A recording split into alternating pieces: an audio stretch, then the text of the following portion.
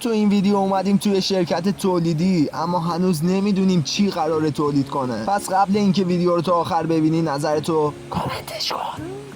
اول موادشو خالی کرد روی سطح سرد تا این مایع با ورز دادن کمی جامد بشه.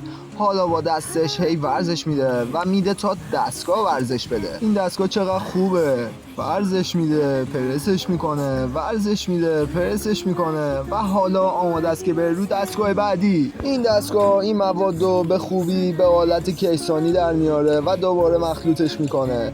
حالا انگار تقریبا آماده است، اما نوبت دستگاه سوم میرسه. این دستگاه هم این مواد رو لوله‌ای میکنه، بعد وارد دستگاه بعدی میشه و یه طرح خاصی میگیره. باورم نمیشه این همه خط تولید استفاده شده، اما ما هنوز نمیدونیم این چیه. فکر کنم حالا دیگه فهمیدم این چه شرکتیه. شرکت تولید آب نباته. اگه خوشت اومد بکوب لایکو.